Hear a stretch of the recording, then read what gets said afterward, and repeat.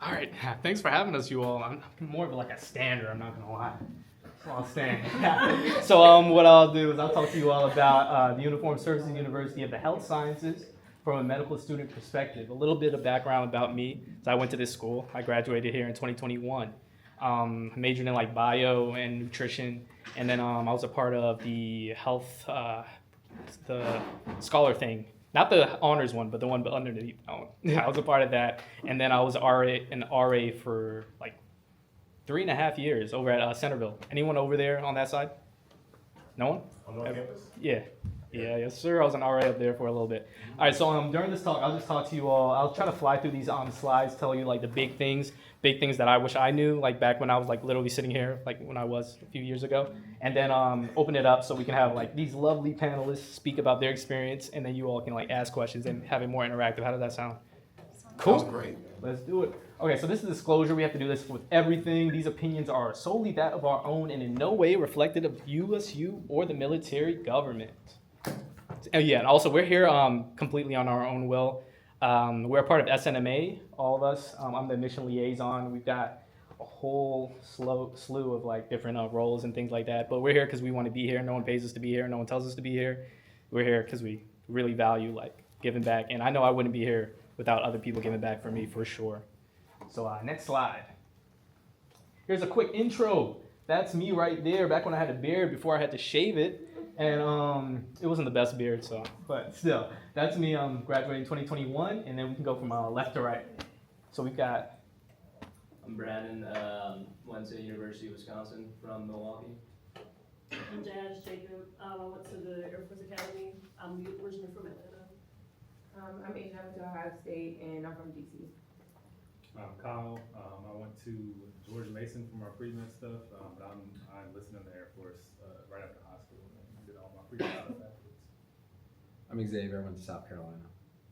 I'm Amanda, and I went to Boston University. And I'm Timothy. I went to oh, my bad. Everybody say, I'm Timothy. I went to the University of North Florida. Heck yeah, heck yeah. All right, so what is USU? USU is the Uniformed Services University. If you've never heard of it, it's our country's only military medical school. And it's located in Bethesda. That building is like one of parts of our buildings. We've got a lot of buildings and different areas too. So that's what USU is. Has anyone ever heard of USU before? One? Yeah, I was kind of in the same boat. Like I didn't really know what it was, but hopefully by the end of this, you can do. That's me. I did a little YouTube video that you can look up. It's a little bootleg, but you can look it up. Why join USU? That's my first one. Give me some credit. So these are some reasons why you should consider joining USU. So one is you get paid to go to med school. There's no other med school that you get paid to go to in general at all. I did the calculations. So we get paid about 85,000 or so before 85,000. And that's with the tax benefit that 30% of it isn't taxed. So I did the calculation, and that's comparable to 101,000 of a civilian job in order to get the same after-tax income. Does that make sense to everyone? So yeah, so you start USU, you become an officer in the military, and you're active duty for that. That's where your pay comes from. You get paid from the officer part, and then you also get BAH, but regardless, money's money. Okay, and then going on to number 2, which was really important to me, was traveling. I grew up in Maryland my entire life, and I couldn't wait to get out of here, man. I couldn't lie. But this school happened to be in Maryland, so I was here a little longer. But the second part you should consider USU is if you really want to travel, especially in life in general, just with the military, but also for your medical school in general. So during USU, I'll go over the curriculum a little bit, but you go a year and a half for pre-clerkship, and then the next year you do clerkship. During that clerkship time, you'll be rotating to different military hospitals throughout the country. So you'll see later that I got to spend 20 weeks this last year in Hawaii, and it was I was working like crazy, like a slave, but at least I was in Hawaii. Next thing is top of the line training. USU, like our country in general, is great, and the amount of money that we get paid and just kind of just speaks to paramount, how much is invested in us in general, and how much will be invested in you if you all decide to go into USU. And with that, you get top of the line training, some of the best training in the country, in the world actually. I'm not gonna lie to you, because yeah, I can talk to that as well in general. But one of the example is like for our cadaver labs, we get 24/7 access to the cadaver labs. A cadaver is a deceased individual, and during that you can do go to see the anatomy, practice surgery techniques and things like that. We get 24/7 access to that at USU. And that's something that was huge to me because there would be times for whatever reason, like 2:30 in the morning, like before an exam, I would go to the school and like be in there with a whole bunch of cadavers, and I was like, if I pass away, it's my fault these days. But I would be studying, and that's a big deal, and that's not something that you see in other schools, just in general. So that's just one example. And then serve our nation's heroes, which is really huge. USU is the only medical school in general that you can give back to the people that gave for us and that are continued giving. So the military and people that have literally given up parts of their freedom to like help maintain ours. So those are some big ones. Any questions real quick? I don't think so. All right, thanks. Yeah, so this is travel. Let me see if these videos work. So left, that is still Hawaii. So for some reason in Hawaii, they have like a replica Japanese like dojo thing, whatever. But it was cool. I went there. And that's a video from there. Beautiful. That's me on the back of a horse. Still Hawaii. Yeah, right? Still Hawaii on the back of a horse, just trotting a little bit. Yeah, and then that's me during ENT in Hawaii again. This is during my surgery rotation. Watch this. No idea what I'm doing, right? So that's me during ENT doing something. I was doing something. So yeah, that's during surgery again. That's Hawaii once again. This one's a little time lapse action, and then boom, this is Hawaii too. We got a luau thing that we went to. I went to, yeah. But yeah, so this is just one quick thing about like traveling. And then let me say too, like the way traveling works is you do a lottery for it. So I got really lucky with I just picked Hawaii for every single thing. And I got lucky that I got it for 20 weeks straight. Some people pick Hawaii and they don't get it. But you have the option, So next one. Trotting away on the horse. Yup. Couple more right clicks. Yup. Boom. Okay, it's top of the line training. This is the curriculum I was talking about a little bit. You do a year and a half of pre-clerkship. This is different from other med schools. Some med schools still have you do 2 years of pre-clerkship. USU does it different. You do a year and a half at USU, and then after that, you're shipped straight off into clerkship. And another notable difference is you go to clerkship before you take step 1. How many people have heard of step 1 before? Okay, so step 1 is one of the big exams. Just like you have the MCAT from before pre-med, step 1 is one of the big exams that you have to pass in order to get your MD at the end. You get step 1, step 2, and then step 3. Step 1 incorporates all the preclinical stuff. So all the stuff that you read about like the enzymes, a whole bunch of those like nitty-gritty things that you can kind of forget depending on what you're into after. But step 1 is something that you've got to pass. Most medical schools have you do like 2 years of pre-clerkship and then take step 1. USU does it different. You do a year and a half. You go straight to clerkship. Clerkship aspect is you studying for step 2. That's the clerkship aspect of it. You actually being with patients and doing like studying the treatments and things like that. And then after that, you'll come back for a month and take step 1. Just a seed in your head in case that comes up another time. So you do a year of clerkship where you're rotating throughout different hospitals in the country. These locations, those little ticks, are different places that you can rotate in the country.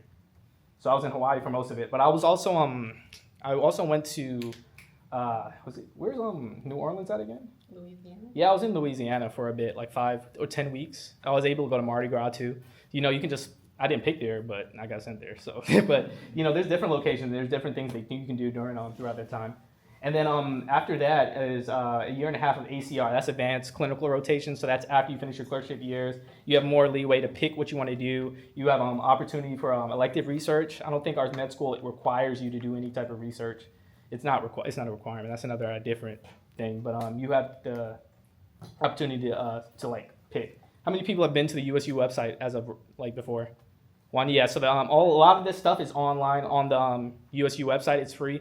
And you can just literally just look if you want to like peruse and see what's up with it. So next, why USU may not be for you. Okay, so one thing, like when I started, like when I first heard about USU, I was like, it was in the back of my head, but I was like, yeah, there's no way, I'm not doing that. The biggest thing that for me was the commitment scared me. Was one, like how do you kind of like commit to 7 years of your life when you're really young? I was like 21 or whatever, 7 years, and that's after residency. So with this, you would be active duty for about 15 years, basically. And that, to me, was a big number. It's like, who would sign up for that? But that's one reason why it may not be for you if that's something that you can't like contemplate in terms of the benefits versus the downside. The downside being like, you know, you go to the different medical school, you go in debt, and then you literally like, you know, you all know what I'm talking about. 4 years in the med school, then you residency, you get paid like what, around 50K, 50, 60K. And then after that, you know, you're a doctor and all that type of stuff. But I chose this. Okay, so lower pay as military doctor for most specialties. So in the military, you get paid less as a physician in most specialties. So say like orthopedic surgery, like ortho, you'll get paid like big bucks, like around 580 maybe, or some civilian, 550,000. I'm looking at him because he's going to be an orthopedic. No, you're not going to be orthopedic surgeon. You are going to be orthopedic. Yeah, I'm looking at him, but he's not saying anything. Yeah, around 550, right? 1,000 a year. Something like that. US in the military you get paid less. You get paid like around like maybe like 300K or something like that during your time there. The exception is family medicine, where you actually get paid more in the military on average than you do for civilian. You know. Oh yeah, and then also like I don't like what I used to do when I was like in your seats. I would like record because I would forget. But if anyone wants to record, like just record me. Like I feel like it's really valuable. Like it's like big stuff. Then the military standard, active duty. You being active duty is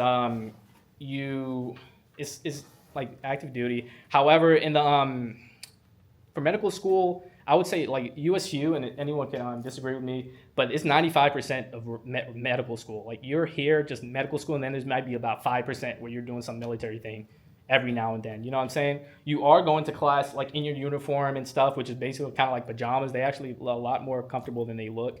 And other than that, they make you shave your beard. Yeah. But those are unless you have an exception. Unless you can get away. At least his beard is good. My beard was like not even worth saving. I'm not gonna lie. But yeah. Another thing is if you really, really don't want to travel, if you feel like, hey, I want my life in my control all the way, in the sense that I don't want to be sent anywhere. I don't want to be like traveling at all. Then maybe that's something else that may not be for you too. Yeah, any questions on that? And anyone, like, any questions? But, Wait, I have a question. yeah, for sure. So I looked at like the HPS. Yeah, I'm glad you said. Yeah, but I heard like one caveat with that is once you graduate medical school, they pick a specialty that they need, that the military needs. Is that I might have got bad info, Mhm. but is it a similar thing for That's this? Like, if you don't match into your desired Oh, specialty, okay, but you okay. go on to something else. okay.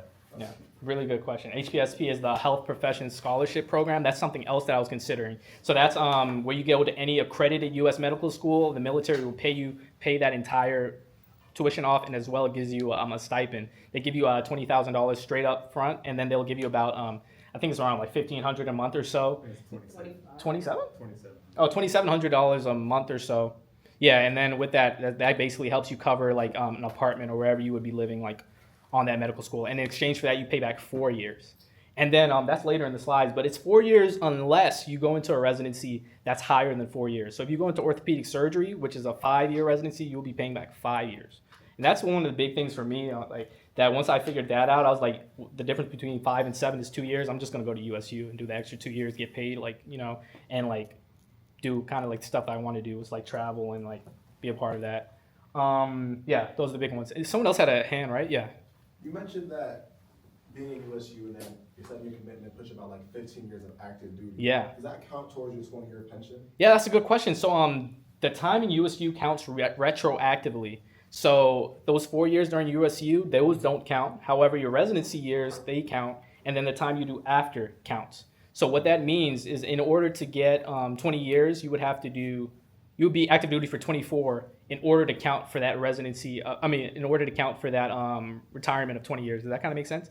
And then those 4 years get counted retroactively. So you'll actually be getting paid for 24 years once you hit 20. Does that make sense at all? Okay. So if Kinda. you do 16, it won't get you to 20, but if you do 20, it'll be as if you did 24. Yeah, that's how it works. Makes sense. Yeah, for sure. And I used to think about this can be like a tangent, but I used to think about getting the military pay too. I mean, in terms of the retirement, but if you go out civilian, you'll get paid more than you would in that time of getting that retirement account. You know, that's if money is something that's important to you. If you love the military, you want to stay in the military for 20 years and that's your career, like, yeah, definitely do it. But if it's money, the thing that you're looking at, then you would make more outside. Make sense? All right, yeah. Yeah, for sure.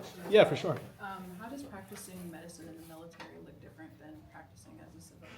Yeah, that's a good, really good question. And I'll let other people chime in. Well, actually, yeah, if you have something you really want to say, I'll let you chime in, but I'm trying to run through it. But one, you're still practicing medicine regardless. We have a little bit of extra training in terms of trauma and making sure that we're completely capable for that. But another big thing that it takes away from us, we don't have to worry about insurance because all the people that we're caring for, they have insurance. They have like TRICARE insurance. So that's not something that we have to like spend time like sending away people or doing things like that. And then the other part too is in the military, we care for the active duty people as well as their dependents, so their wives, their kids, and things like that. Does anyone have any other thing that changes? Just hammering on what you said, we do military medicine, so acute trauma like bullets, gunshots, explosions, whatnot. If that comes through the door, we have to be ready to handle that, and also combat medic training as well. If someone gets injured, how to save their life on the spot as well. That's some unique thing about USUS. Yeah, like, and they hammer that in. Like, if anyone in the country like should be able to do that, it's us because we just did ATLS too, and that's like another like hammer on the head because we already did BLS, ALS, now we did ATLS. It's just like different acronyms, but we're just doing the exact same thing. Like, you know, if someone gets shot or someone falls out on the floor right now, like we wouldn't know what to do. Does that make sense? And that's I was just gonna say, it's a generally healthier population too, so Yeah. you won't see as many things as your civilian counterparts, like, you won't see as much obesity, diabetes, those associated disorders or diseases as you would in the military. That's true. And I think to like offset that, they do like while you're doing your residency allow you to travel and like go to civilian hospitals so that you do have exposure to like all those things that you might not see in military populations too. So That's a really good point. Okay. Any questions? I have another one. Yeah. Do you guys feel like you guys have like a good support system there? Like, do you guys feel supported by your mentors and people who are training you? Yeah, I can go first, and then we can. Anyone else can shout. Yeah, I definitely do. You get used to it, like being a black man in medicine. You will like in our class, Xavier. There's probably like 4 of us right now. There's probably 4 of us, Yeah. 4 black men in our class out of like 178 or 180, and that's just how it is. Unfortunate, but like you all will change. Like we're like helping to make that change, but that's how it is, and I don't want that to be something that detracts you away from like doing it, because at the end of the day, like, you know, the trailblazers of the country, trailblazers in general, you want to make change, you have to like be the one that's doing it, you know. So overall, I feel really supported and all of it, honestly. Like there's always someone that you can reach out to, like at USU, always someone that's trying to support you. Sometimes you don't even want the person to be there, and they'll be knocking at your door saying, hey, you got a 64 instead of a 65. What do you think you're going to do differently next time? I was like, maybe I won't fail next time. You know, I'll try doing that, you know, stuff like that. But we're definitely really like supported. I would say that. Anyone else have anything? Yeah, I say there's a lot of resources. We have Office of Student Affairs. There's multiple people involved in that. And then we have we're assigned a coach, and that person is specifically for, well, not specifically for one certain thing, but they do like mentorship. They do like personal coach meetings in general, kind of like talk about your personal life, how school's going. Any stressors outside of school that are affecting your work, and then OSA coaches. I forget what there's Fire fire team. So they try to do their best to make sure that you have all the resources you need, and they make it very clear and like apparent that, you know, if you feel you need to reach out, there's plenty of people to reach out to. For sure. I feel like that's what makes it like different from other med schools is that they're investing in you. So like I think they invest like $1 million in each student, so they don't want you to fail. Like they want you to get to the finish line. So I think that's where I think a lot of the support comes from. Yeah, and then just to go off of that note, like how can they be spending that much money? Like during clerkship year, we stay in a hotel the entire time. So we're staying in a hotel the entire time, and then we also get paid like the salary. Like when I looked at just me staying in Hawaii for like those 6 months, I think it was like around like 80,000 or something like that, around that. But they do, and that just I'm just saying that to show that they invest. You're invested in, you know. People don't want to see you fail, for sure. They don't. Yeah. So next slide. Anyone else got anything else I want to say real quick? All right, cool. This is HPSP. The other option, if you want to go into the military medicine, but you want to go to civilian med school, and then at the same time you don't want to do the 7 years. Instead, you'll do 4, unless you do one of those residencies like surgery, orthopedic surgery that requires 5, then you'll do 5. So this is HPSP. This is literally just saying the exact same thing that I said. Any questions about that? HPSP and applying for that and like that as an option. Cool. Next, so these are frequently asked questions. I'll just run through them real quick, and then we can go like with the panelists too. So 1, do I have to go to basic training? No, you don't go to basic training. You don't go to basic training because basic training is for the enlisted.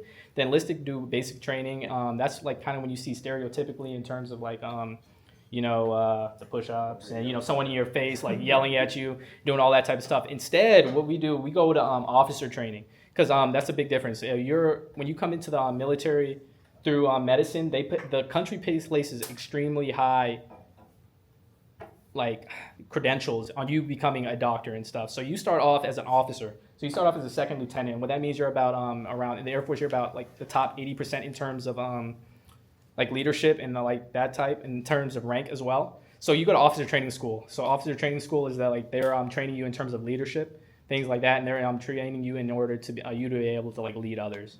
So you go to training school, officer training school, not basic training. You do that for about 5 weeks now in Air Force. Do I need prior military training? No, you do not. I came in completely fresh, had no idea what was going on, and they support you and they teach you all of that stuff. You can come in enlisted too, and then if anyone has questions like with that too, Kyle did that. You can do that, and then you'll get promoted into officer, and even if you're higher up and you're a captain, you can still go down to second lieutenant regardless, and then you can go back up. Xavier did that as well. Yeah. So where can I travel? I showed you all the places that you can travel. You can also go travel to Germany as well, and that's like Longstuhl. And then there's other places. I haven't even gotten that far yet. I'm a 3rd year, but I know there's opportunities to travel there as well. Yeah, you can go to South America, Asia. They're not all necessarily paid for. There are programs that pay for it, but you'll be making enough money where you can make that happen for sure. If you want to do that during your medicinal. Doesn't being in the military take away from focusing on medicine? Absolutely not. And that, I would say, just like the 95% medical school and then 5% military aspect, USU, all medical schools, you're all getting tested around the same thing. You're all getting tested against each other. So you all do take NBME exams, and with that, you're all like kind of scaled together. So we learn literally the exact same thing. Same thing with every US accredited med school. We're all taking step 1, 2, 3, and learning the exact same thing. We all, and on top of that, we all use the same resources as well. So that's that. What's it like being in the military? I would say it's med school. Like from what I've seen, it's like literally med school. Imagine you studying all day, basically all day, every day. And then every now and then you get to go on horses and do stuff like that. But at the same time, you're studying a lot. And you're giving it everything that you have. I've always had to give everything that I had in terms of like medicine, and that's like never came easy to me when it came to grades, doing all that type of stuff. But if you find like fulfillment in doing that, and you know there's nothing else for you in terms of doing that, then it won't feel like work. It'll just feel like you doing what's like fulfilling to you. Does that kind of make sense? I give everything like I try my absolutely hardest in this school. Do I come up at the top? No. Just to piggyback off that, I always see these videos of him like doing these cool events like horseback riding. Yeah, you get to do those, but I'm sure you put in a ton of work, and all of our 3rd years did really well. And on their clerkship year, Battalion did really great. He was at the top of his class for his clerkship performance, which will set him up really well to perform well in residency. He still has to do well on his interviews, but he crushed it during his clerkship year. I appreciate you, really man. Awesome to see. I definitely slaved away for that, but yeah, I did. Okay, going on. So, how do you apply? So you apply to USU the same way you apply to other US accredited med school. You go into that little application thing. You'll see USU. You click the little checkbox. You send them your application. With that, just like every other medical school, you'll see that they have their own personal statement. I think USU may take their I can't remember. There's one general thing you write, and then there's some med schools require like an additional part, like an addendum to the personal statement stuff. But you can do it through that. And then how competitive? Did someone want to say something? The secondary. Yeah, there's a secondary, right? Yeah. So there is a secondary for USU. How competitive is it to get in? For some reason, while I was here, when I went to this school, USU was looked at as like a school that was like lesser. Like I remember going to my advisor, and I was like, I got like my MCAT score. I think I got like I can't remember. I think I do remember. I got like a 513 or something like that. And then Other than that, I got, or is it a 5.11? I can't remember. It's a difference. But I got a 3.5 overall cumulative. My first semester, I got like a 2.8, and it was like bad. I was tripping. And then, yeah, he was like, I told him like some places I want to go. USU was one of them. He was like, oh, you can do better than that. You don't need to go to USU. And I was like, so I thought, hey, USU must be like one of the like little dollar. No, it's not. So the average USU MCAT is like still competitive with everything else. I think it's about like 5.11, 5.12. And also the average GPA is about 3.7. The acceptance rate is about 7.1% or something like that. And that's the exact same thing as you'll see as, University of Maryland med school, like other like med school. As long as you don't go into like the ones like Johns Hopkins or one of those ones that are like known for being the hardest of the hard. Does that kind of make sense? So it's just about as competitive as every other med school. And the reason why I think why it's so competitive is there's no other med school like it, Like there's like literally no other one.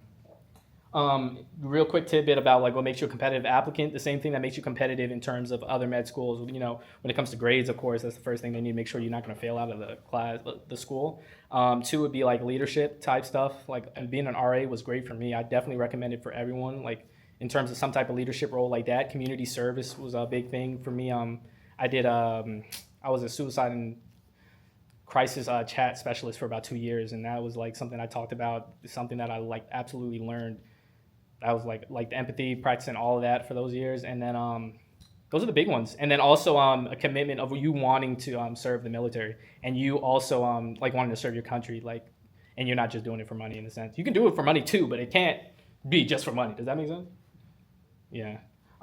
Yeah. So how does medical school ranking and residency match work? Oh yeah, the only reason I put this, USU, you don't get ranked against each other. Like, there's no like ranking. You don't get ranked. That's something that you see in all other medical schools. Most of them, you'll have a rank at the end of it. USU doesn't have that. That's what helps make us like give back to each other. We share resources and do all that type of stuff. At the end of the day, when you're applying to residency and stuff, you kind of do get like ranked in some sense of like who got the most like honors, and you can see the honors in the sense. Like you could be able to see this person got honors, this person didn't, but you're not officially ranked. Does that make sense?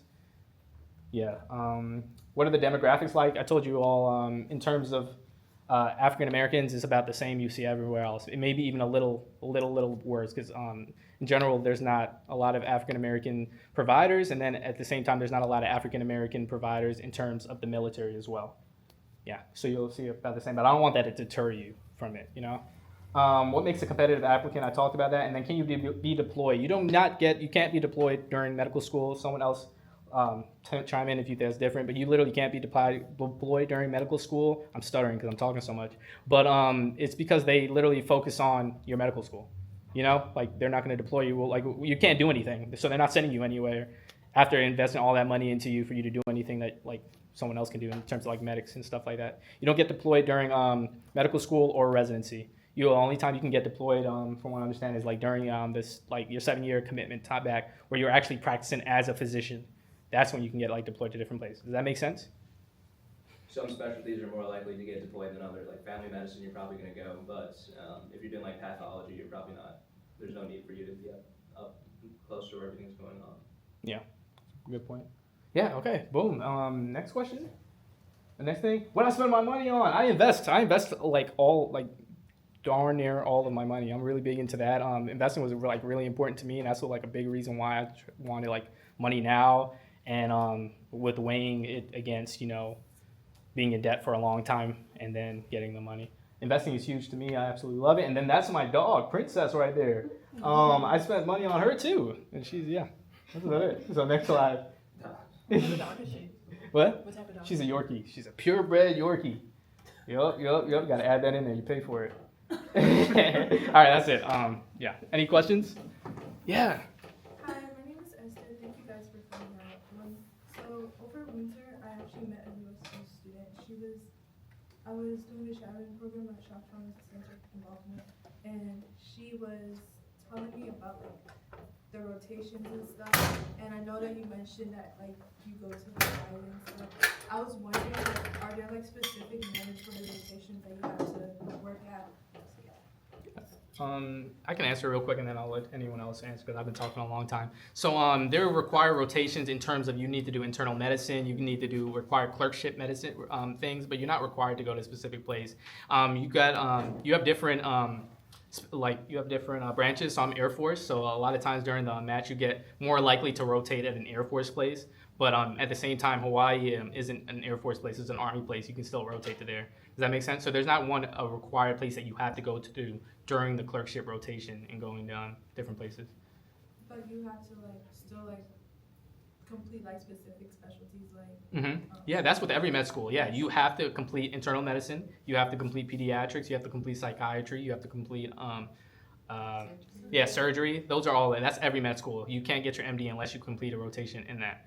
Regardless, does that make sense? Yeah. Thank you. Yeah, for sure. Now I'll let anyone else answer the other questions. Any other questions? I have one. Do you guys feel like there's a difference in the competitiveness level when you do it with the military versus civilian? In what way? Oh, sorry, but the subspecialties, do you feel When you like apply there's for residency? Yeah. Absolutely. So Air Force tends to be about the same, a little bit more competitive, but sometimes it always depends which specialty it is. Navy is about the same, sometimes a little bit more. Army tends to be a little less competitive, sometimes the same, but Air Force is probably going to be the most competitive for specialties. But again, it always depends what it is, because family medicine, regardless of how you did, you're basically going to get it. Versus dermatology, you have to work pretty hard to get that.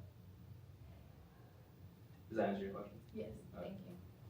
I have a question. I wanted to ask how your race and or your gender kind of affected your experience at USU. I can speak, I guess. Well, I'm still a first year med student, so I haven't been there very long. But it's so far I don't feel like it's affected much. I mean, besides the normal, like you said, Black people going into medicine in general, we're a huge minority. I mean, Black people in general, and Black men specifically, there's not a lot. Literally 1% of the physician makeup in the U.S. So medical school is not going to be any different. And then being in the military on top of that, especially with this climate, not a lot of people are going to be super excited to volunteer to be in the military on top of being a minority. So I wouldn't say that really affects your learning and your education much at all, though. I mean, everything else is going on affects me just as much as it affects you, but as far as your education and the climate at the school itself, I don't think it's had an impact on me. Like I said, I'm only not even a full year in yet, so maybe they can speak to that a little bit more, but that's my experience so far. I was gonna say, I guess as a woman, from a woman's perspective, it's evening out just in general across the healthcare field, as far as the representation of women versus men. So you can definitely see that, especially at USU, you have a lot of experience with female physicians. You see them a lot teaching lectures or teaching anatomy.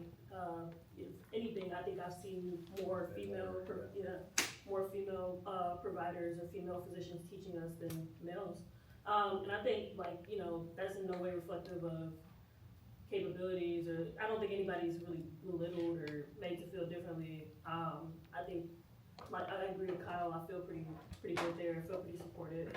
As far as race, we have SNMA. It's only a few of us, especially because the second years were away for clerkships, and the third years and fourth years are also doing different things. So it's on campus is really just the first years, and it's not a lot of us.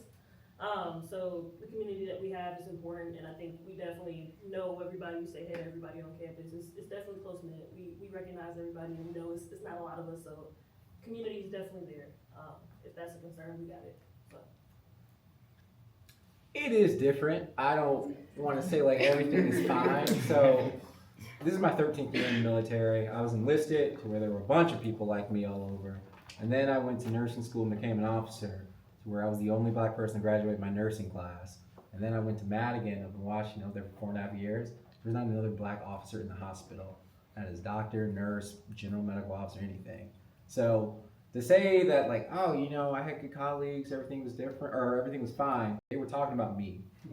It wasn't like, oh, they would say, oh, Xavier. So it is different because it's a target on your back. Of anything I do wrong, it spreads so much quicker than, oh, this thing happens. But it's like, hey, I heard the medical error happened upstairs, and it's like, oh yeah, it was a black officer. Like, oh, Xavier did that. So again, it's quick.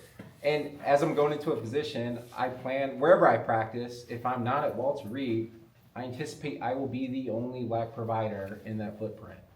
So it's just something to think about. And it's been fine. I haven't had too many bad experiences, probably two, to where I think race, gender played a factor. Both of the situations were resolved eventually, but it's frustrating to be in that situation. I never had a mentor that looked like me I can go to. It's like, hey, I'm dealing with this fucked up situation. Like, what can we do to resolve this? But I was kind of stuck. So it's something to factor in for sure. Yeah, that is one thing going off of that. Talk into it? Yeah. All right. Just trying to find people that look like you and that are doing the same thing as you. That part is difficult. Like, I don't know about other schools, but I think that's more reflective of not the school per se, but just, I mean, in general. Like I said, there's not a lot of black doctors, but I have found a few black males that I know that practice medicine that I can like kind of seek out mentorship with. But most of the like black mentors that I have reached out to are women that just happen to be at our school.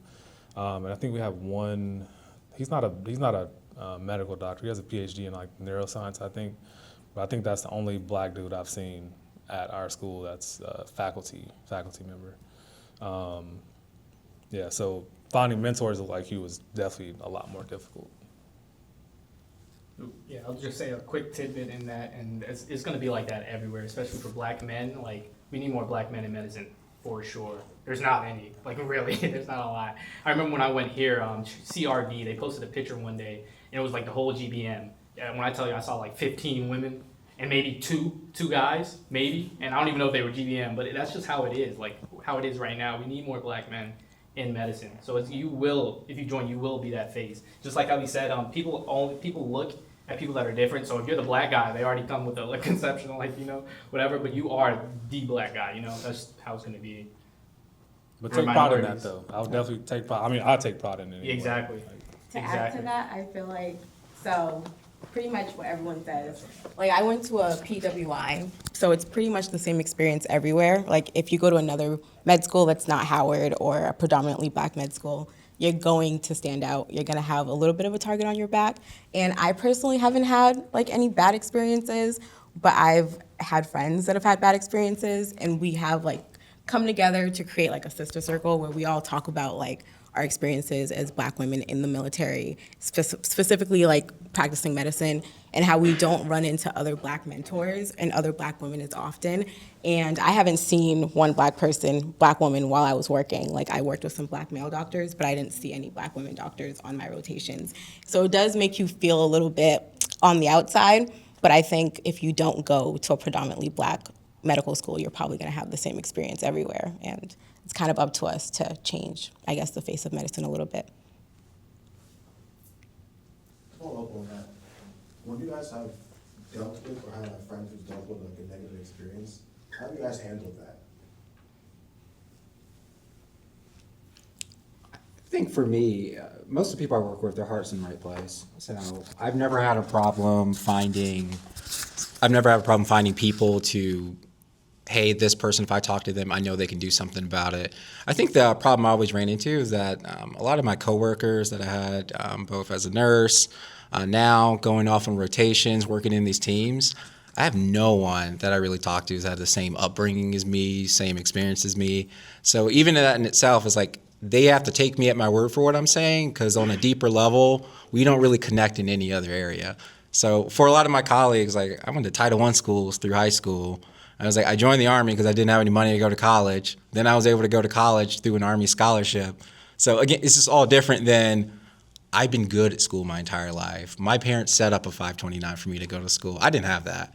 So coming from that experience of like, hey, I know this person is a hard worker. I know they take care of business when they're doing things. That's all I really got going for me, because what we're connecting on anywhere else, I was like, I hope they take a word that I'm just a good person, because otherwise it's like, we got nothing. It's like, I'm just a face that looks a lot different than all the other faces around here. My question is, as a USU student, how do you feel like your time is structured compared, or do you struggle with your time compared to like another medical student, because you guys are now doing officer training and medical school at the same time? So for the officer training part, that happens in this, well, for the Air Force anyway, that happens in the summer before we start med school. So all like the military activities that we do, all that's conducted like at a time that you're not like doing academic things. So academics are absolutely first. And anything you do outside of that is structured. So like for Air Force, we do our OTS, or Officer Training School. We do that in the summer before we start. And then for like the Navy, I think they do it like 3rd or 4th year maybe. We do it the summer before, unless you don't go or you choose not. I chose not to go, so I'm gonna do it later. Yeah. But I was also enlisted, so I didn't feel like doing it. Yeah. So, but other than that though, your time is mostly studying. Like my life right now, I joke my family and my sisters and stuff, like I'm studying my life away. If they call me, I'm like, yeah, I'm in the books. I just want to say something really quick when it comes to like, I don't even look anymore when it comes to like black people like in the surrounding area. Like people come to me and say, oh yeah, you were the only black guy in there. I was like, oh really?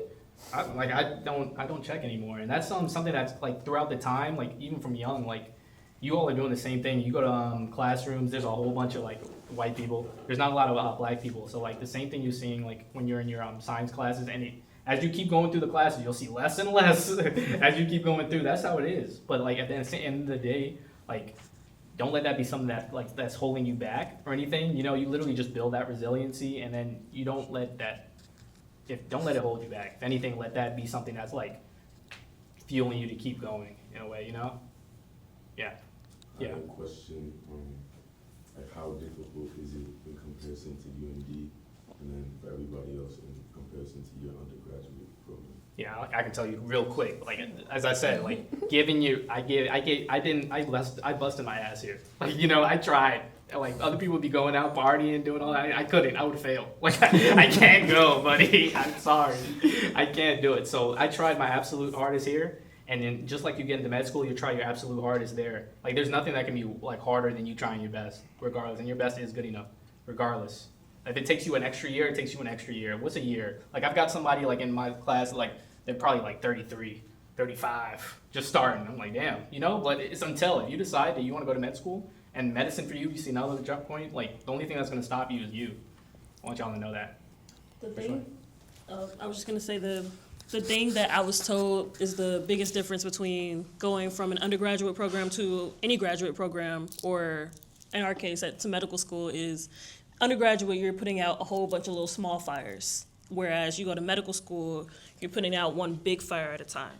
And I say that because in undergraduate you have credit hours, so you're doing different courses that are taking place throughout a semester. So you're focusing on different things at a different time. Whereas in medical school, we go through modules, in pre-clerkship at least, or we go through rotations. So you're focusing on one thing at a time, and that's kind of like where you're spending your concentration at.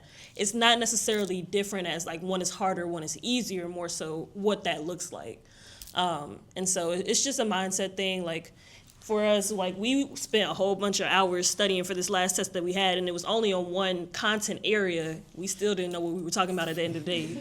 You know what I'm saying? And that could be the same thing. Y'all are studying for finals or midterms or whatever you're studying for, and you might not know what you're talking about at different courses, but it just looks different. It's still hard, like what Elian was saying, but it just looks different, to give you a little bit of context of why it looks different.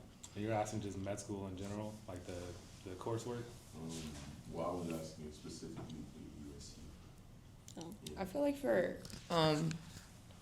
going from undergrad to med school, like med school is just gonna be hard, period. Like the course, like she was explaining, like the course load, like we have assignments here and there, but like for example, today we had 9 lectures? Something like 8. 8? 8 lectures to watch versus like in your one class, you might have like one PowerPoint to watch here or like one PowerPoint to go through here. And then like you might have an assignment in another class, but you're not studying for a test. You're studying every day. And then we have like lab, and then you just have to, the time management is different. In undergrad, Ohio State is a party school. I was going out Thursday through Sunday, like, and I'm not doing that now. I'm gonna tell you that right now. I'm not doing that. But like, you had like your, what do you call them? Like your little electives that you add on that like make your course loads easier versus like with your major classes. This is just like straight major classes all the time. If you just imagine something like that. Like it's doable because obviously we're making it through, like we're on our 3rd module. Some of first year, 4th module. Oh yeah, we just finished CPR. But yeah, you're just imagine like that one system, but only that system, and you're learning everything about that system at the same time. And then we only have, for us, we have a midterm and a final. We have 2 midterms and 2 finals, and then we have an anatomy practical. This module we have 2.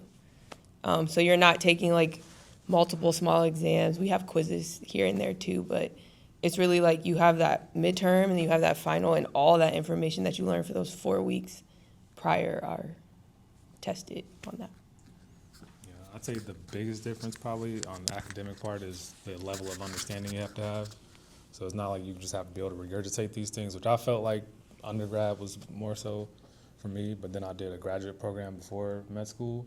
I feel like that's the biggest difference, just the level of understanding. Like if you can take these complex concepts and simplify them, like explain it to somebody, just talk through it in layman's terms, that's when you know your level of understanding is where it needs to be at. I feel like that's the biggest difference from undergrad to like anything on afterwards. That was a bunch of questions. So I know you described like the pay and like the untaxed benefits, but what are your actual benefits, or do you not get those until after you finish med school? Yeah, we get our full active duty benefits. Okay. Like I can bring like 7 check bags wherever I go if I want to for free. You get all that on active duty benefits. Yeah, because we're active duty. Okay, Yeah, and so did you you guys get- get a sign-on bonus, or is that only for the HSP? Only HPSP. Okay. Like they're paying us too much for us to Okay. get a sign on bonus. And you get like 10% off at McDonald's. Oh, I didn't know that. You get a bunch, you get a bunch. Yeah, you get a lot of stuff. You get Amex, you get every Amex card you want. I've got like 5 of them for free, like in terms of like the membership thing. And if anyone wants to talk about investing more, I'll tell you about that. I mean, like, you get like What- $4,000 free from that. I've done stuff. You're talking about like healthcare and Yeah. like yeah. Those are the big ones. Yeah, I was about to say y'all talking about small change. You're right. Those are the big ones. My bad. But yeah, you do get TRICARE, whereas HPSP, I think it's only like you're kind of like a reservist. You only get like those active. No, you didn't even get it Yeah, during. there's only like certain times you get it if you do HPSP, but when you're at USU, you're full-time active duty. You're TRICARE, so you can go get seen. You get medical's covered, dental's covered. There's no co-pays or anything crazy like that. But you have dependents, right? Yeah, GI Bill. If you have dependents, though, you get like extra BH. BH is a housing allowance. Yeah, housing allowance. Sorry, if we say acronyms that y'all are like, what the hell are you talking about? Just tell us, because That's included in that though. Don't think that you get more on top of that. Yeah. I mean, that's a lot for going to school, but yeah, that but, like, includes your PA. yeah, like if you get married and have kids or anything like that while you're in med school, like you will get dependent BH. Like your kids are covered, your spouse will be covered. You get free dental. You get one cleaning and exam every year for dental. I think that's like the big stuff. GI bills. Like you're already going to school, so like if you want, like if your spouse can use your GI bill if you end up getting married or something like that, you can pass it on to your kids. So you get all that stuff like starting like from day one. Do you guys get access to like therapy or anything like Yeah, literally all. It's all free. Yeah, anything you can think of, like as far as medical, mental health care, all that stuff. Like we actually have like a special counseling center that's like on campus. Like we literally have a clinic on campus that we can go to that has like family health. Your kids can go there, spouse can go there. There's like a counseling center, get medications. Walter Reed, like the huge hospital, it's like right down the street. You can go there for everything too. So yeah, everything's covered. We even have we have a gym and as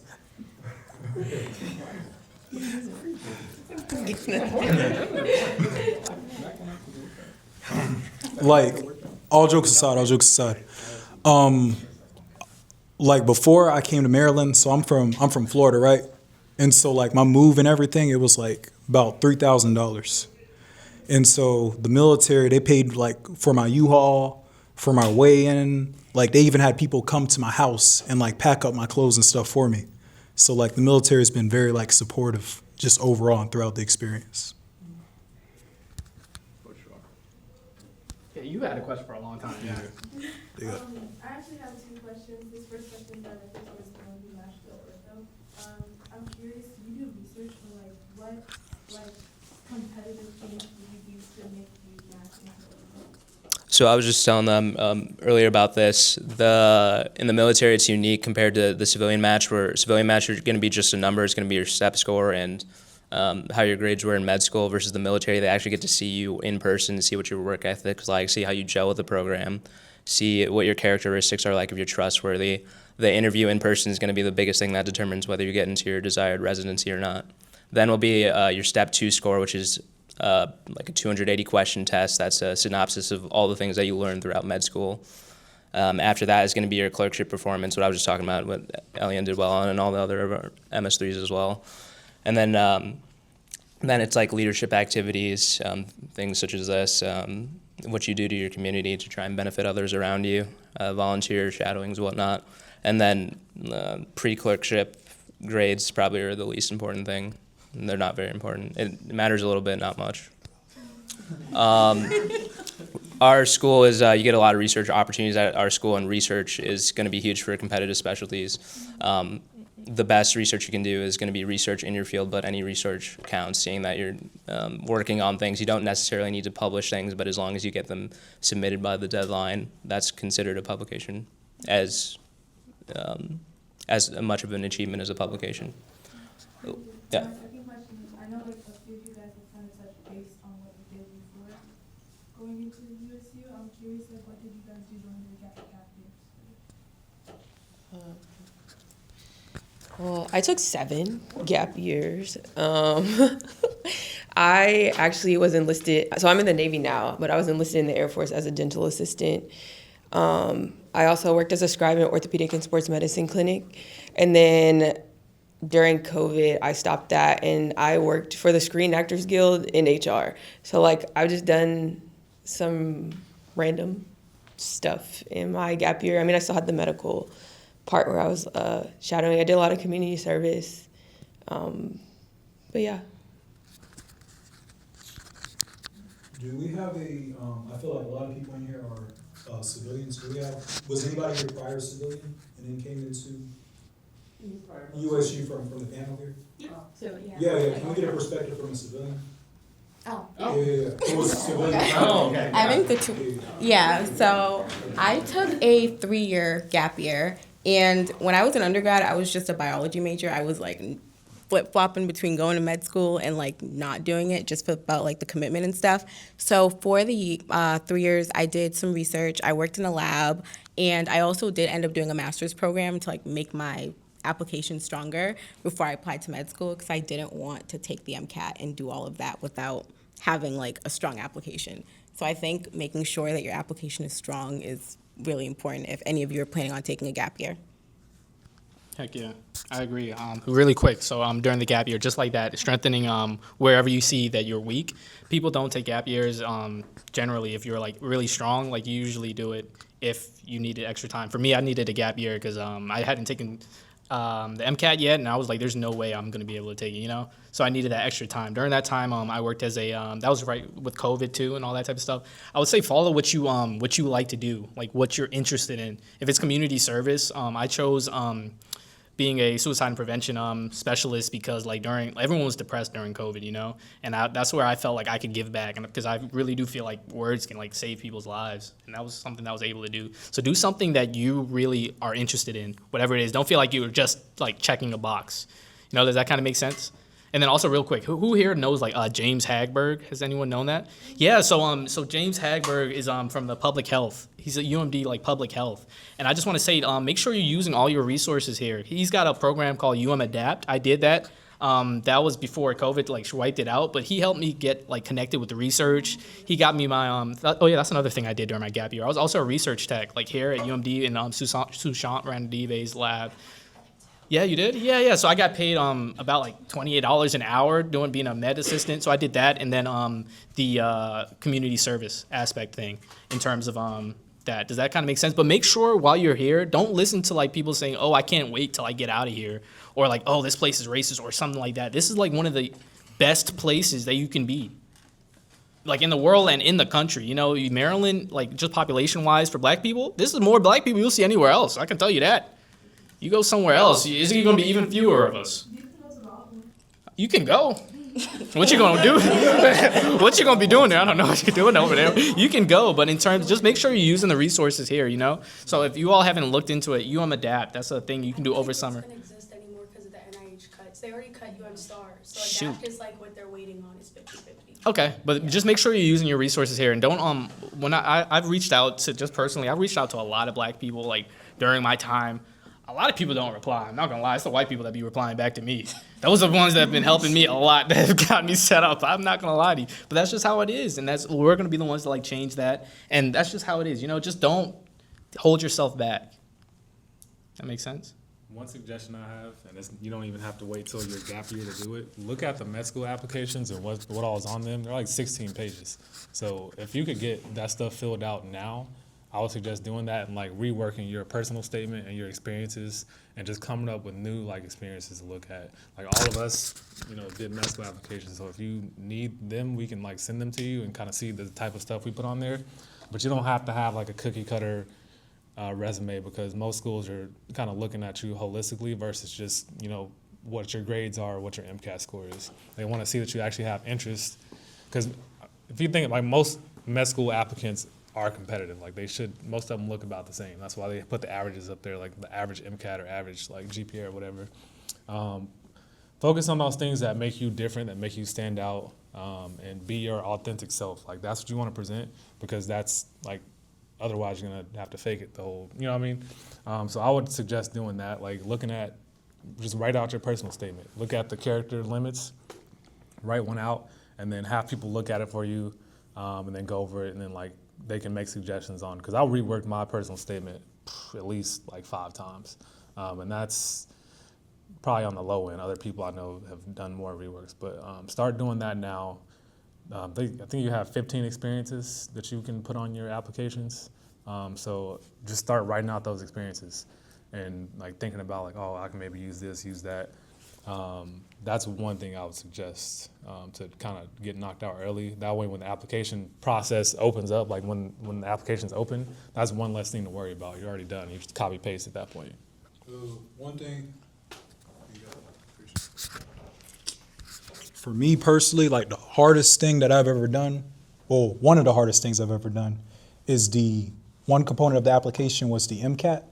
So I know this is unrelated to any questions you guys have, because some of y'all, has anybody in here taken MCAT yet? Okay, so some people haven't, okay. Like, when you start studying for it and you notice that there's no improvement, there's a light at the end of the tunnel. There is. Like, you just gotta like push through, persevere. When you start studying, you're not seeing any improvement here, any improvement there. There is a light at the end of the tunnel, okay? So just like keep pushing forward, keep working hard, and we're gonna have more black doctors in Maryland. Yeah. Add to what people were saying. This doesn't go for every school. Like certain schools will require research, but I'm somebody who got into school with 0 research, multiple schools at that. So don't let, like if you don't have any or you have a little bit, don't let that hold you back from applying. Like I think obviously I made it up in other areas, like with like thousands of hours of like community service and like medical experience and stuff like that, but I did not have, I had absolutely 0 research on my application, and I still applied and got it. I want to say something really quick because I'm passionate about it. Don't let anything like hold you back in that. Like I know I said like 5'11" for MCAT or whatever. It doesn't matter, because it's about your like journey to medicine. That's the biggest thing that you should be focusing on. Like the Bible has the saying, keep thine eye single. I think that's in the Bible. But like, like do that. It's about you and your journey. Because everyone in here, like when you're applying, like the thing that's personal to you, personal statement, is your journey to medicine, not someone else's. So don't, if looking over your shoulder makes you sad, don't look over your shoulder.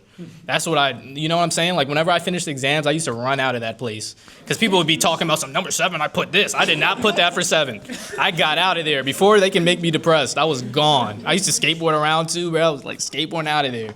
Yeah, but like make sure you're focusing on you and your journey to medicine. If it takes you a little longer, it takes you a little longer. If it takes you a little shorter, then it takes you a little shorter. Just make sure you're giving back to the people too. Do not let something like be like, oh, I got a 508 or something like that. I'm not going to apply. Don't let that be the case, okay? Because you're much more than your score, and people value that, especially as doctors. You need to be. They value whether or not you're like going out talking to the community, whether or not you're like somebody that will be a good doctor, and they see that on other aspects of your application. Does that make sense? Cool. Yeah. Yeah. I'm going to say this, and then I got to leave because it's getting late. But Victor, you asked a really complicated question a really long time ago, and Elian, you had some great answers to this. But Xavier, your experience, thank you for sharing that and not like sugarcoating it and being real, because that is the reality of it sometimes. When you get into these more prestigious positions, try and increase your social positioning. There's going to be less and less individuals that look like us, less that differ from the majority, the predominant demographic, and that's just the way it's going to be regardless of where you go when you try and better yourself, advance yourself, go against the status quo of what's expected of people that look like us to do, unfortunately. Like Xavier said, sometimes you're going to have the disadvantage of being the only person in the room where everything you do, every mistake you make, that's going to get around, spread like a wildfire. However, it could also be an opportunity, like Elian said as well, to kind of make a stance for everyone else who looks like you as well. That's why it's important to always give 100%, because you're not just representing yourself, and that can be a daunting task that is an additional thing, a challenge that you have to take on at the end of the day, but it can also be a great opportunity to sort of stand out and go against other people's maladaptive beliefs that they've developed over time. Just for example, like some people in my class, like they come from very different backgrounds from all over the place. I can talk with any of them, have a conversation, grab dinner with any of them, but when we first got to school, like some people used to look at me this weird type of way. It's almost as if they learned growing up that people that looked like me they had preconceived ideas of the way we behave and characteristics that we have, but you can tell a huge difference after only a few months. Like they almost look at me in like an endearing way after getting to know me. I feel like they would take a bullet for me, the same people that were kind of mean mugging me, glaring at me originally. So just having conversations with these people who have never interacted with individuals like us goes a huge way. And some of my closest friends are some of the most extreme political beliefs. We hang out together, we go out, get drinks, celebrate each other's birthdays, close, thick as thieves, but they say some of these things that are just like out of pocket, and it's like they feel comfortable enough to say it to me because we're close friends now, but I check them from time to time when they say these things, and these things, in addition to the things that Xavier brought up, they can weigh on you over time, especially when things get difficult. Med school is going to be one of the most challenging things that you do in your life, potentially, but also one of the most rewarding things. But when times get tough, these additional challenges can weigh on you and make you want to quit, which is why it's more difficult for individuals like us to get through these things, and why we see that the numbers, the percentages are disproportionate of people like us in these prestigious positions. But yeah, even though these people have these beliefs or whatnot, they're still willing to be your friends and whatnot. And like Elian said, like some of the best faculty mentorships I've had have been very different from me, like white females, white whatever, and they're down for the cause, and will look out for me and kind of do everything they can to set me up with other black male physicians, and also look out for me as if I'm one of their own as well. So that was huge as well. And also going back to what Jez says, there's tends to be more men in these nice positions, like orthopedic surgery. Like the Walter Reed program used to throw out all the female physicians' applications. That was like 15, 20 years ago, but now it's like half and half, women, men. Our program at Fort Bragg with the 82nd Airborne is half and half. But like, yeah, orthopedic surgery, I'm the only black male in 5 years of residencies, 28 spots per year, only black male in the entire all residencies, and the only black female also matched with me, Taya, down in Georgia. We're the only black people in the entire residencies, and again, that can be daunting, but it's also an opportunity to trailblaze for everyone else as well. Yeah, I just wanted to go back to that because it's a complicated question. But thank you for not sugarcoating Xavier, because it can suck sometimes.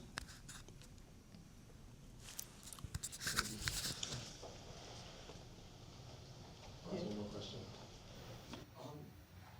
Could you guys walk us through like your day to day? How you guys are at different levels of your med school journey, but like from like waking up to like going to class and then after class and then like going to bed. Like what does that look like for you guys? For first year, We're doing like all didactics, so we haven't gotten to the clerkship and rotation and stuff yet. So for us, there's really no like Monday you're gonna do this, Tuesday you're gonna do that. It's kind of different every week. So like yesterday, for instance, we have this is another military thing we do from time to time. It's called commandant's calls, like maybe a couple hours. I think yesterday was 2 hours. We basically had this guy come and tell us about his military experience, because a lot of people are coming, just fresh out of civilian life. So we had a PA come and talk to us about a deployment he had, and he was involved in like the pull out of Afghanistan, and like providing medical care in that environment. So he talked to us about that, and then afterwards we had cadaver lab. So we were down in the lab for two and a half hours. Oh yeah, we had, yeah. So we were down in the cadaver lab, and there's you get assigned to like a fire team, so which is between 3 and 4 people, and you guys are all assigned to one cadaver. And again, that's just a person that passed away and decided to donate their body to science. So you guys are working on that cadaver, whatever is assigned for that day. So right now we're in the neurology module. So yesterday we cut open a person's skull and pulled it off and looked at the brain, and then we did like slices of the brain, and then we have a list of structures that we're supposed to identify, and we kind of just went through that and like actually like seeing them on paper, and then like actually going into the cadaver lab and like identifying those structures on an actual body. And then after that, yeah, we were done for the day after that. That was a pretty long day yesterday. Yeah. And then after that, yeah, went home, got a workout, and studied until I got tired. So, but that's how most days go. Like you go to school, like you do, like we have small group sessions on some days where you're talking through cases, or you're going through medications, or it's all relevant to kind of what the content that you cover for the week. So right now we're just now starting with neuro, so it's a bunch of anatomy, a bunch of physiology, and then in the later weeks you start getting to the medications and different like pathology and stuff like that.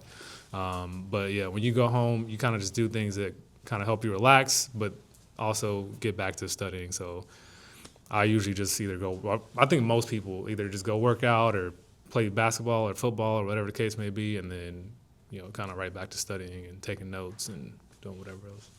Yeah. And then I guess for 3rd year, 4th year, they can tell you what their day is like. But Yeah, I was just gonna say, like, you have a lot of free time in the pre-clerkship module. Like, it doesn't seem like it because we have so much studying, but it's not. We had 2 day off from school. Like, we didn't have to physically go in. So, like, this module, there's 2 days every week built in where you're at home. But these are the days where there's, like, 9 lectures. So, like, you're free, but you're at home or the library or whatever, like, watching those lectures for that day. And I mean, it's not like, if you don't watch it that day, like you're gonna get in trouble, but they try to set it up. So like yesterday we only had one, it was like 3 parts, but it was like 1 lecture on a day where we had things versus today we have 9, tomorrow we have 2, but we have lab for 2 hours and that's it. So like, they try to set it up, at least this module, they try to set it up so that like our heavier days of lectures are like the days where we're at home. But yeah, I agree with that, like just working out and eating. We have weekends off. We got the weekends off. Yeah, most of those lectures are at home, by the way. So it's like there's no like pre-recorded. Yeah, a lot of it is independent. Here's the information, learn it. Like you're responsible for it. Do you guys feel like there's a load off of you knowing that you guys don't have to go to work or try to figure out a way of like how to pay everything? 'Cause I know that's Absolutely.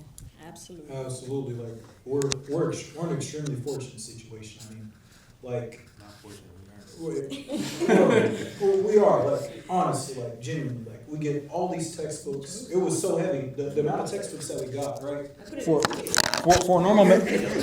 For a normal medical school, I mean, you're running like 1K, 2K for textbooks, right? I mean, like, we got this airport suitcase and we filled it up, and it felt like 2 tons going into my little Nissan. So, like, that just shows you how blessed we are, and we got all those books for free. And just the ability to just walk on base, I mean, and go in as an officer. I can go to the anatomy lab 24/7. So if I'm struggling with a concept, for example, a concept that I struggle with was the anatomy of the forearm, because it may not look like there's a lot of muscles there, but there's a lot of muscles, there's a lot of veins, arteries, nerves. All I had to do was say, hey, TA, you think you can meet with me for 3 hours and go over the anatomy of this? They're like, oh, of course. And go over with it, and they will stay with you all day and go over with it. So I'm getting paid. I'm living in Bethesda, Maryland. I'm getting all my food. I got a free gym. If I want a kid, I can go go take them. You get what I'm saying? I get books. Like, life is good. All right? To add on to that, if anybody lives in the area, my parents live here. I get paid the same as everybody else, but I don't got no rent. So she get to stockpile that money on. All right. Speaking on that, what are like stigmas to be going about like youth in the military or not just school? Because I feel like that's usually my thoughts about Can you repeat that? I She said what's the stigmas about being in the military. I think just most of what people, like, what do you know about the military? Like, if you ask most people, they're gonna say like the stuff they see on TV, like the movies. The movies don't show like the real military. They show the exciting stuff that the military does, or like this thing that, the things that people perceive as exciting or entertaining, like people at boot camp getting yelled at or in these like crazy situations. Those are training environments, 99% of the time, or like special operations, which, Most people aren't special. yeah, especially that's all the stuff you're seeing in movies and stuff like that. That's what people perceive like to be like what the military is. You're not doing that stuff. You're literally in medical school, and when you get out, yes, there are some things you're required to do. So like for us, first years we had what's called Bushmaster, and we go out and we basically played war for a few days. And you qualify with do they have a shoot rifle? Yeah. So you shoot rifles and pistols and stuff like that. But it's like a few days of like living out in the field and like. you play fake patients for the 4th years to Yeah. you actually fake They literally put makeup on you and like fake blood and so that's like the military part, but that's also the fun part of it too, because who else gets to do that? And you get exposure to like stuff that you wouldn't normally see otherwise.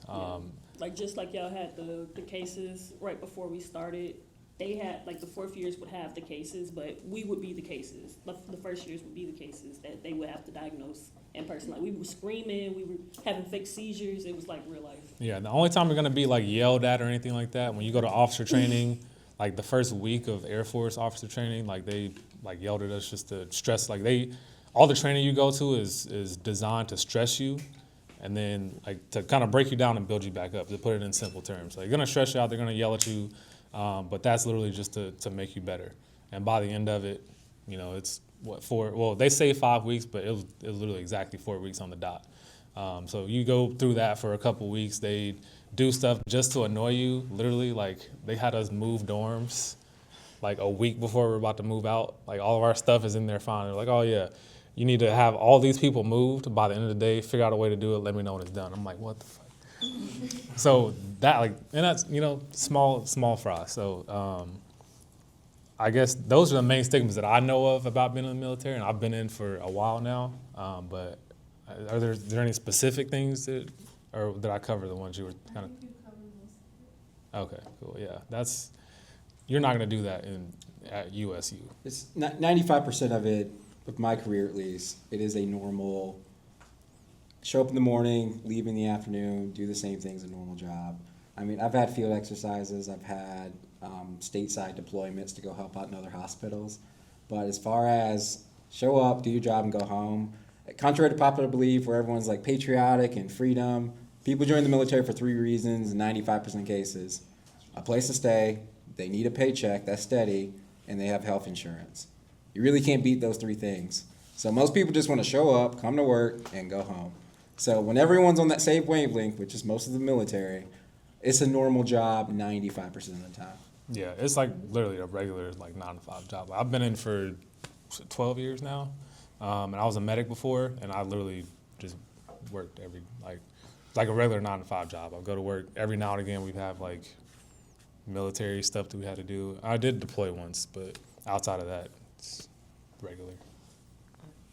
I know you didn't ask this, but on the opposite side of like, not the stigma, but I feel like at our school, we get to learn a lot more than you would, I guess, like at other schools, at least from talking to my friends who are at like Howard and other places. Like we learn ultrasound like within all of our modules. Like in our first year, like we've learned how to ultrasound.